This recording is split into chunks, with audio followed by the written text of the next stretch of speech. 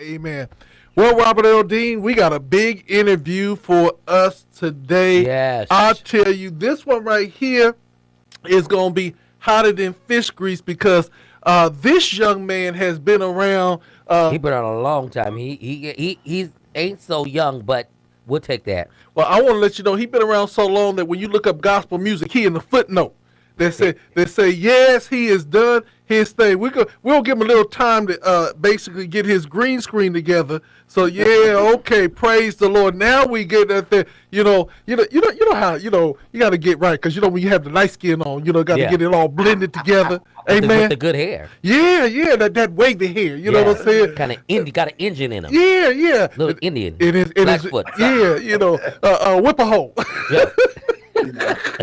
Robert L. Dean, who we got with us today? We have this young man who has been on the forefront for Christian music, Christian entertainment for a very long time. A musician, a established choir director, clinician, and a bishop of the gospel of Jesus Christ. Downright good preacher. Yes, he's done it all for quite some time. Mm-hmm. None other than Bishop Olsen, Kenneth Wells. No, he used the first name. How about that? So I know him. Bishop Olsen, how you doing? What's up, Dr. Thompson? Robert Earl Dean, the mayor of San Diego. How you doing? Yes. Well, man, we're excited to have you here. Yes, this is something. We're going to start off right from the giddy up. You have been in the industry in all aspects, from radio broadcasting to uniting people around the world. Mm-hmm. Let's just talk about your beginning. How did you start in gospel music? Well, I started in a community choir, singing in the church, of course. Then I branched off into a community choir. I was with the San Bernardino Community Choir for about 4 or 5 years, and then I branched off and started the Riverside Mass Choir, and our fame really just went all over the place. We sang on Bobby Jones. We sang on many platforms with Keith Pringle. That's how old we were. We were back in the Keith Pringle genre, and took the choir, and we sang at Reverend Cleveland's events many times, Reverend James Cleveland. Mm-hmm. And then one day, a gentleman, radio broadcaster, invited me to his station, the late Leroy Lacy from San Diego. San Diego. Yes. Right. Know who he is, but he was on a station called KPRO in Riverside, and he invited me out, he and his wife at the time, and interviewed me and let me sit in for a while and interviewed me back again. And then he started letting me play around with some of the stuff in the studio. And I just like, man, this is fun. Mm-hmm. So he invited me to the Gospel Announcers Guild. My first meeting in the Gospel Announcers Guild. This is crazy. It was at a board meeting in San Diego almost 30 years ago. Mm-hmm. Wow. So, it was 30 years ago. And I've just been hooked ever since. I was a GMWA baby. And I grew up in that. And then I got into some of the artistry part, as far as the executive part. Radio really is what pushes you out. Mm-hmm. So I got relationships being in the Gospel Announcers Guild with other record executives. I was rubbing arms with them. Mm-hmm. So I started working for record labels. I was a radio promotions director, A&R, and then my last company was CEO. I worked my way up to the CEO, and that was with Pearl Records out of Houston, Texas, where I was over promoting Kim Burrell. Yes. You guys know that name? And Southeast Inspirational Choir was on that label. Inspirational. Yeah. Sean McLemore. Yep. Gary Scott. We had a great roster at that time. Then we started our own label and promoted some other people. So you're right. I've kind of done a lot. Mm-hmm. Yeah. So one of the things that we are very excited about is the relationship of what we call the California or the West Coast sound. A lot of times when people talk about what's happening back east, what's happening in the South and everything else, many times they want to bypass the West Coast sound. Can you just give us a little history about that West Coast sound and that sound that really just made so many people. You know what I'm saying? Because when you think of West Coast sound, you got to go all the way back to Andre Crouch and The Hawkins. the Hawkins and everything else. And so I always tell people when don't sleep on the West Coast can't. because we got some good stuff. So let's just talk about the West Coast sound. Well, I think that the West Coast, our sound was just more so out of the box.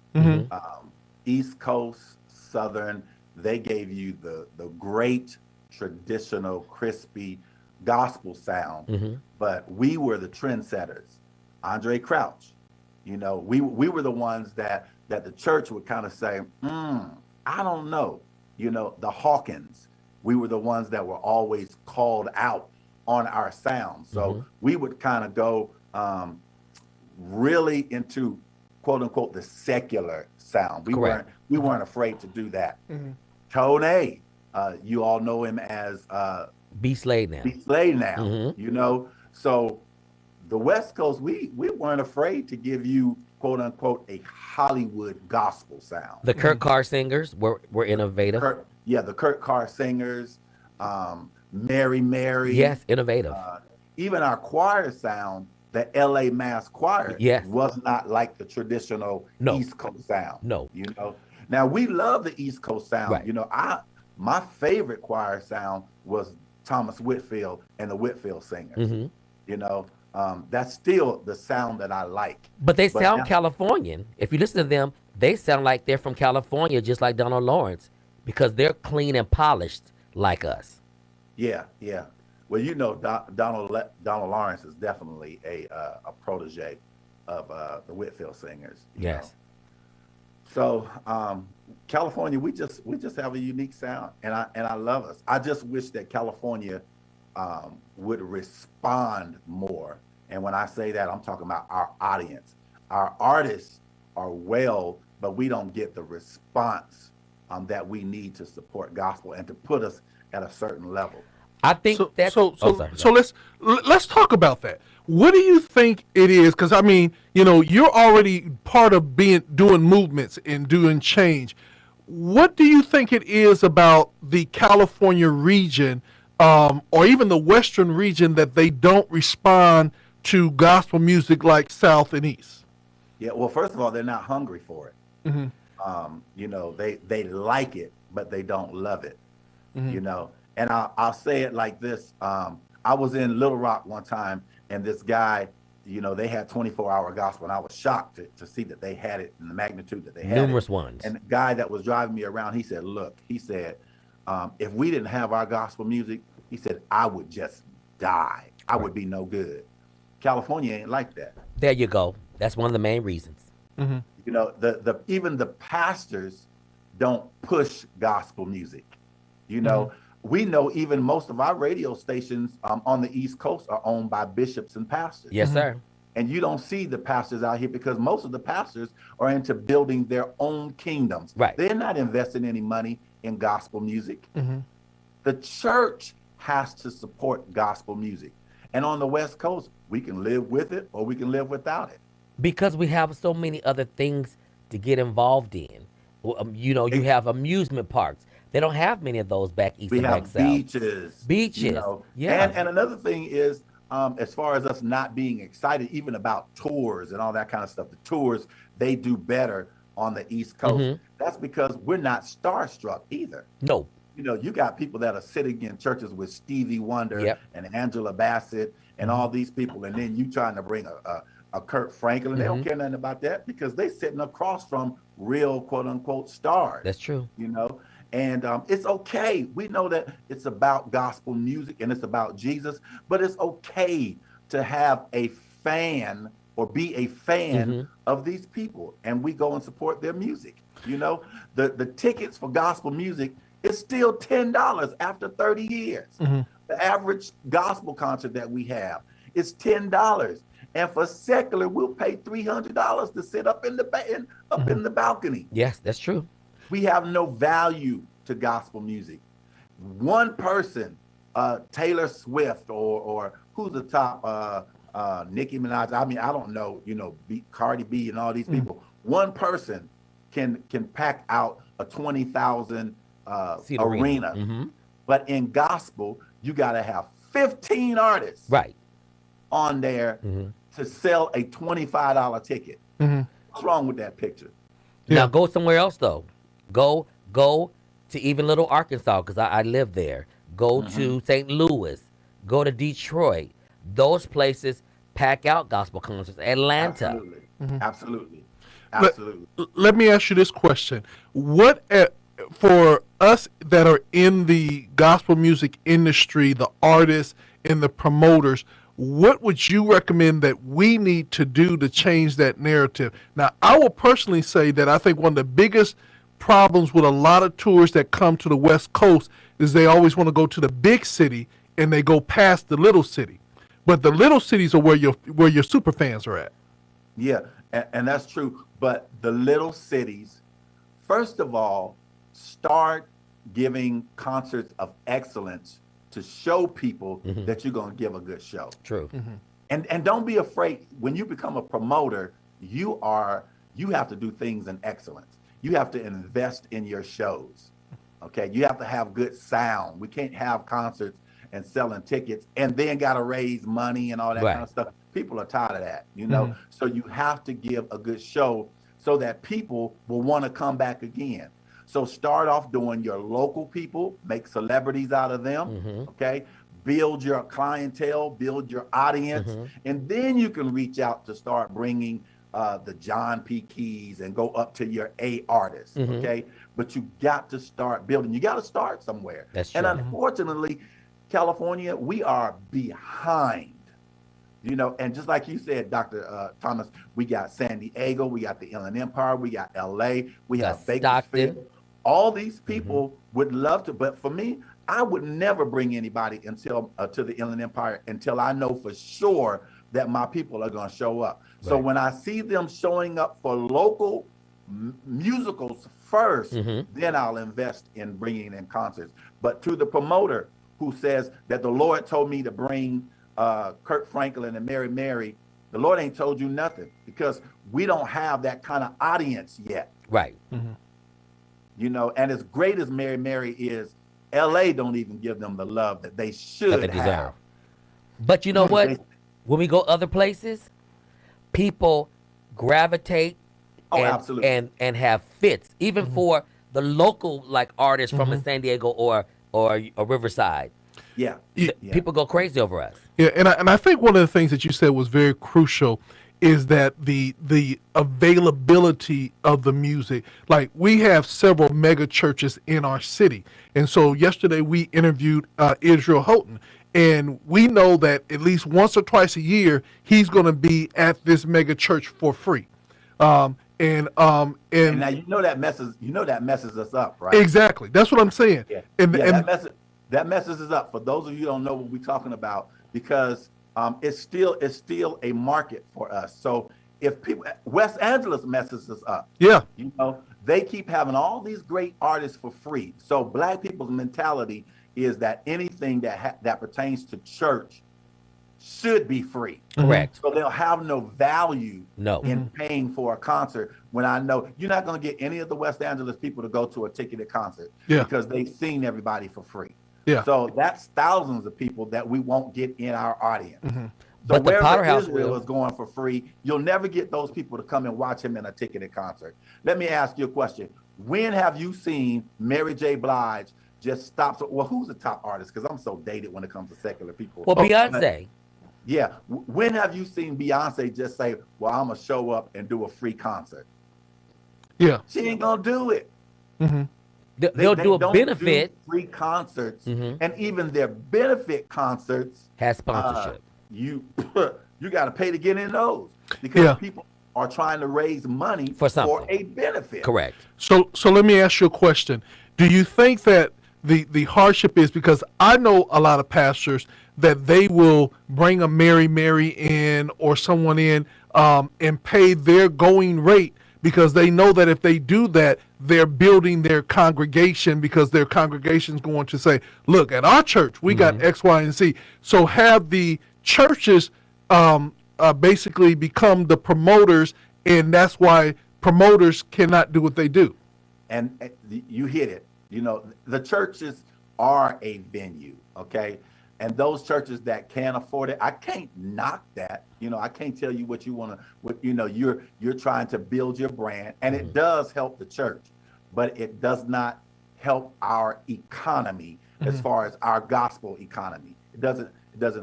I would wish if they were going to have the Mary Marys, just have them come and sing 2 songs. Don't have them come and do a full concert, you know, and then the mentality just of gospel, you know, gospel people needs to change, because if you just saw Mary Mary for free and you're a fan, you still should want to go and see them in a different venue, you know, but we don't have that. You know, we got to figure something out, because just like you said. Well, them same churches that will bring them, let's say on the West Coast, them same churches that will bring them free would do it once a year, and then they're back to ground zero. Yeah. I mean, you know, it's just like a Taste of LA. Taste of LA has a concert in LA where all the restaurants meet. They open up the block. About 200,000 people show up in the streets of LA, and we have an amazing stage with all the A artists, and it's free. Yep. It's another place where gospel is seen for free. So that is, once again, the mentality of the people is gospel should be free. Yeah. The gospel of Jesus Christ is free for you to receive, but that music should not be free. Yeah. So Bishop, let's start a movement right now, because see, you have connections all over the country and the world, but I just want to talk about little old California right now. Now, you know, when it comes down to San Diego, the two of us got it on lock. Yeah. You know what I'm saying? We could get the venues, we could do whatever San Diego we got. We know that the Inland Empire you got on lock. Right. How about if we do this? We get the key cities in California, and we then set up a tour schedule. And maybe we'll call it a 5-day tour.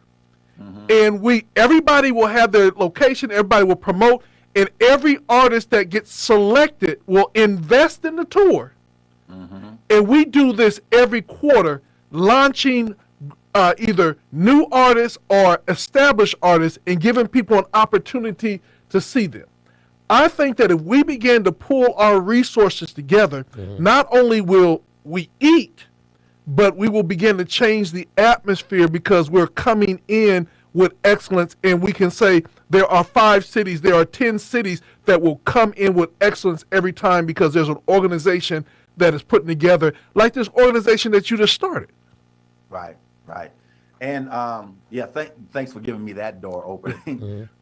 We just started an organization we call it the GIN. It's the Gospel Industry Network. Okay, it is for radio, television, promoters, print media, artists, record labels, bloggers, and people of influence. Okay, we come in and we network and we train and we promote gospel music, and we have them in every major city. And every major city, their responsibility is to promote first their own city. Right. And while they're building their own cities, they're connected to all the other cities. So if you are an artist and your leader of your city says, hey, I want to get behind you and promote you, there's not a city, including the Bahamas, Canada, and overseas in London, that we can't get you connected to. Yeah. Our website is thegin.org, thegin.org. Okay. And we're doing great things. We just had a meeting. You were on it. And hey, you know, I was proud of you too, Dr. Thomas. It was a great meeting with Dr. Holly Davis Carter. Before that, we were on with Universal Music Group, you know, just learning. We're building our archives now for people that join. Like, matter of fact, I'm gonna take this and put it in our archives, you know. So we invite you all to be a part of that. And it's born here in Southern California. San Diego has a problem with artists showing up when you're trying to educate and teach them. Him and I travel. We don't need to know some of the stuff that they need to know, but them same groups who've been doing the same stuff for 10 years won't show up for the events. When I've brought you to speak, when he's brought Right. people to speak, they don't want the artist development. And we were talking about that the other day with Denise Tishner. She was saying there's no artist development. These artists get out here and they fall on their faces and they're mad at God and the church because they weren't prepared themselves. You right. You know, those artists feel like they don't, and that's all over the country. There's certain artists that listen to their pastors and their auntie and told them how wonderful they were, and they don't think that they need to go and sit in classes. It's just like a minister that has to know protocol and how to do certain things. Right. So it is for an artist. You got to learn protocol. You know, you don't know it all, and just like you said, we are the players. We've been in it, and we still go to conferences. Yes, sir. We still get on Zooms Yes. and learn. And these people won't come out and hear, and they're missing their connections because the person that you'll have the opportunity to sit before great people and shake their hands, people that can take your ministry. So take advantage of the opportunity. San Diego, when Dr. Thompson and Earl brings people to you and connects you with relationships. Because you don't know it all. You don't. Yeah. Well, one of the things, and that is the fact that, and we don't know it all, and that's the reason why we're consistently studying and learning more. That's why they say study the word to show Yes. yourself approved, a Yes. workman need not be ashamed, rightly dividing the word of truth. Now, Bishop, I want to make sure that there's clarity in what I say in the kingdom, because there are several different organizations that are around. There's the GMWA, there's the GMA, and many others that are doing some like and similar things. One of the things that I try to tell people in the kingdom is that there's no competition in the kingdom. And I want to start with that, because a lot of times when new organizations come into play, everybody wants to act like this is a competition, this is an answer to this, and this is an answer to that. The reality comes in is that the Lord put on your heart to do a more expansive organization to impact a larger brand of people. So can we talk about that? Because you are still in fellowship with many organizations. Right. Well, and I'm going to say this. I was, and my organization was birthed out of the GMWA and the Gospel Announcers Guild / the Alliance. So we're still connected. There's just some things that we needed to do outside of the wall that we couldn't do under that umbrella or that brand. You know, there's some people that would not go to the GMWA and needed to have a connection, you know, and that's what we were here for, to allow people to have somewhere else to go. You have, even on television, you have ABC, CBS, Fox. People need to be able to have different things to go to. So why can't we? We have different award shows. Yes, you do. We got the Grammys, the Globals, and all that. So we don't need just the Stellas. We need more. You know, people need to be able to go to a different thing. So that's what we're here for. And what I really want to do is I want not only the business, our product is Jesus Christ. It's not us, and it's not us making quote unquote stars, you know, and even though I said it's okay to be fans, but our product is Jesus Christ and him first. Yes. And a lot of people, we've forgotten that it's about Jesus. Yes. You know, we talk about contracts and making money, but we still got to talk about gospel and accountability to the kingdom. Yes. And a lot of conferences don't hold people to the to accountability. We're making people legends in gospel that are living shabby. Say that one more time. Say it one more time. They're living shabby. They don't represent who Christ says. Christ says that I've given you power over sin, but yet we have alcoholics. We have, y'all know what we, you know, all the things that we should not have out front on the stage. And the GN wants to hold an accountability, because one thing I don't want to happen in heaven is I don't want God to turn his shoulder on gospel music because he don't hear it. You know, so a group of us want to say, hey, this artist right here, that's not right. And we hope that the artist will listen. You can't get on on social media and be cussing and drinking and getting high and all that kind of stuff. That's not kingdom. So we want to hold people. You know, you can't beat your wife. That's not kingdom. We want to hold you accountable for all that stuff, you know? Okay, so Bishop, and see, this is very good because I want people to hear this. Now, holding people accountable does not mean that you're judging them or you belittling them. When you hold people accountable, that means that you're going to go to them and then you're going to meet them in love, but also you're going to give them an ability to reconcile themselves if they listen. But the key is we have to do it in love because a lot of times it has not been. Yeah, right. And see, here's the thing is, when Jesus said that, judge not that lest ye be judged, he basically wasn't telling us that we could not correct. Yes. And we can even look up that word in the Greek, judge, krinos. It does not mean that you cannot judge, because we have to judge. We have to hold people accountability. What he was basically saying, if you read the whole text, he's just basically saying, don't be hypocritical. Mm-hmm. That the text is basically talking about how can you pull a beam out of a person's eye when you have one in your own eye. Right. So the person that does the judging or the correcting cannot be guilty himself. Amen.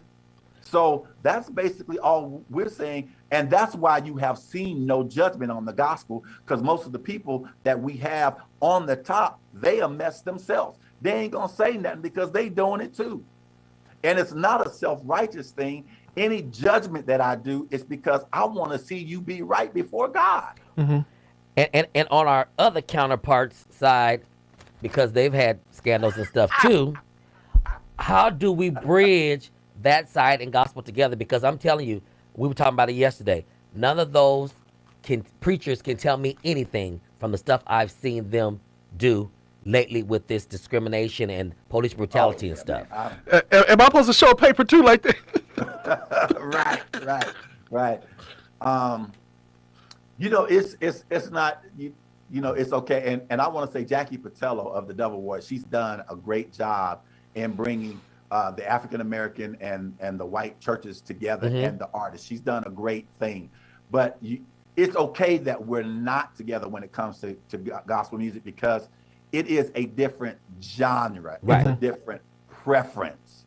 So people who like black gospel music just need to know where to go find it. It's just like you're not going to get R&B connected with country. It's just two different types of music, right?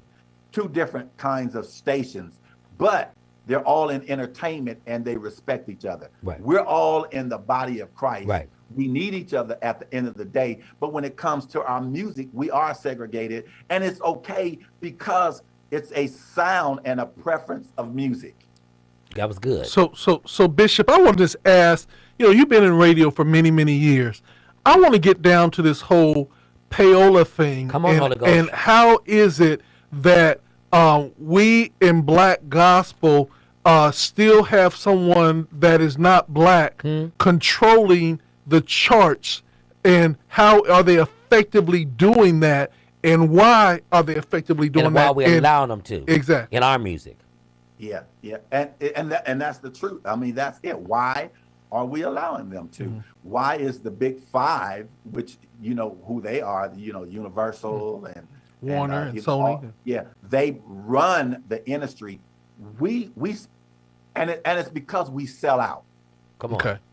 The people that do get up to the top, you know, hats off to Ty Scott Records. Yes, sir. The only real African American owned artist, black owned, Dr. Leonard Scott. Out of Indianapolis. They're still in there doing it. You know, years. We sell out. We sell out on our radio. Look, BET, Black Entertainment, is not even owned by black people. Viacom sold it. Viacom. And since Viacom took it, you don't see any good stuff with gospel music. They're playing the same old stuff. Even Dr. Jones don't even know how to. We tried to get in contact with them to find out some stuff, and the players that were in BET are so disconnected that they couldn't even tell us where to go. One of our members called Dr. Jones, and he said, "Since I've gone, I don't know who's doing what." Well, why don't we have our hands on anything anymore because we sell out. And you And know we don't. and the funny thing with BET, their selection of music is really tied now to Motown. And so if you look at what's being played even on gospel, most of those are either tied to Motown in some way or another because they have basically said, okay, we'll take it from these genres or these record Or they labels getting some money from it. Yeah. versus saying we're going to get the best and the brightest. For me, BET has turned me off because I'm tired of seeing the same videos that I saw 15 years ago. Yeah, yeah, yeah. You know, Well, they need to get a lot of times. Even the people that do the programming are not gospel people. exactly. You know, so if they were to get somebody like a Robert Earl Dean, our heads would spin around because he'd be pulling all kinds of things out of archives. They don't have people in there that do that. You know, That's so sad. So it, So in moving forward, Bishop, you have always been a visionary. You have always been a man that works out of integrity, and you have been in the industry on all sides of it, including having a celebrity wife that's a singer, a celebrity daughter and son, and I mean it's just permeated your whole environment.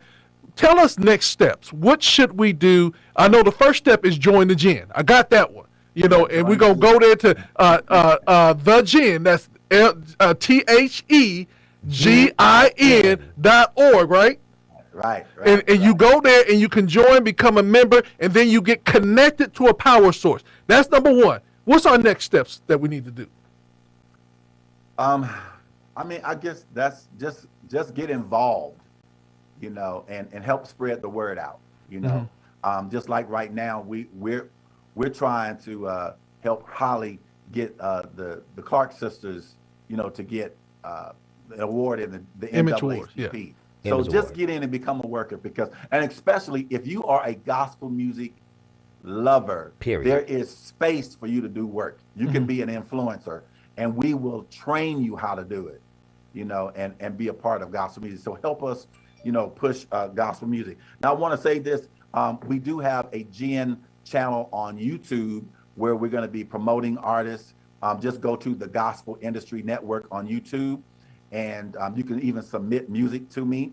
That's one. We got a show coming out called The Gin and Juice, where we have Tammy Taylor from Nashville and 3 other people. Phil, the voice from LA, Tiffany Benham from Fresno. Yes. It's gonna be like our breakfast club. That's wonderful. For gospel music, and it's the GIN Gospel Industry Network Juice Education and Information. Okay, so that's coming out soon, and we've got a lot of great things coming up. We're going to do a gospel unsung, you know, and all that's in the making right now. So we got a lot of things for you.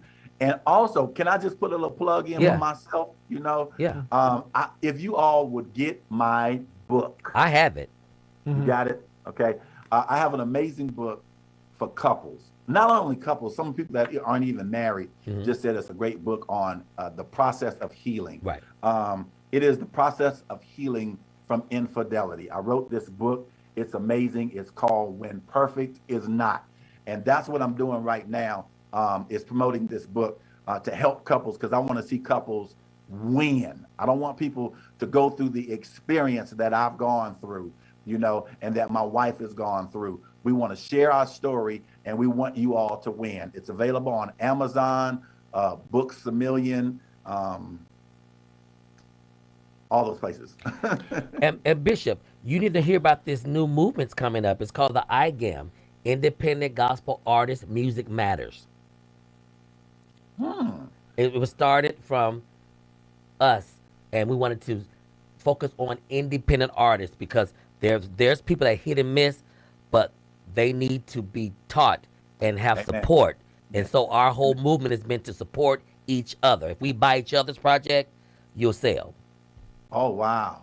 So it's called IGAM, IGAMM, Independent Gospel Artists Music Matters. You know what? That doggone Dr. Leonard Thompson is just a brilliant mind. He both of y'all, you guys are something else out there in San Diego. And hook up with our guy out of Washington, D.C. I forgot his name, but he has a independent artist conference that is Yeah, Earl Earl Bynum, Bynum. and Phil. yeah, Uh, what's Phil's last name? Yeah. Not Thornton. No, not Phil. no. Yeah.